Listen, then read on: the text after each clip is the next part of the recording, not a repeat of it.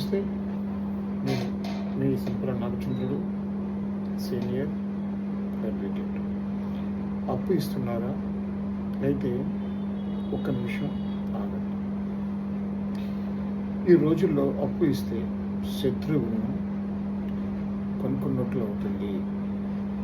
నేనైతే అప్పు ఇవ్వకండి అని అంటాను. కానీ ఒకవేళ తప్పని సిచ్యువేషన్లో ఇవ్వాల్సి వస్తే కేవలం ప్రామిసరీ నోట్ ఆధారంతో మాత్రం అప్పులు ఇవ్వకండి.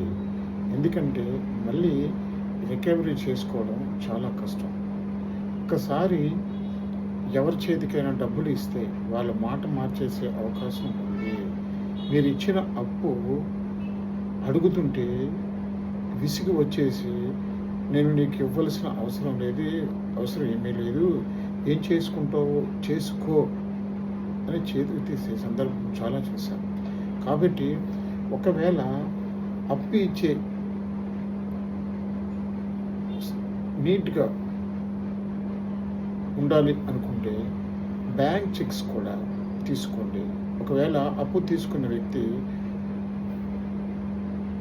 ప్రాపర్టీస్ అన్నీ వేరే వాళ్ళ పేరు మీద రాసి అన్ని జాగ్రత్తలు తీసుకొని ఐపీ పెట్టే అవకాశం ఉంది. అలాంటి సందర్భాల్లో మీరు ఏమీ చేయలేరు, కష్టం అవుతుంది. బట్ అలాంటి సిచ్యువేషన్లో చెక్ ఉంటే చెక్ బౌన్స్ కేసు వేస్తే ఎన్ఐ యాక్ట్ కింద శిక్ష పడే అవకాశం ఉంది.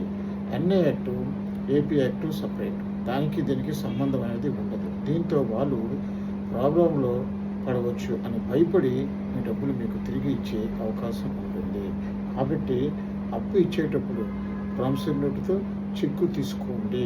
1,00,000కి పైగా అప్పు ఇచ్చేటప్పుడు ఎటువంటి పరిస్థితుల్లో కూడా ప్రామిసరీ నోట్, చెక్కు తీసుకొని మాత్రం అప్పు ఇవ్వండి. తస్మాత్ జాగ్రత్త.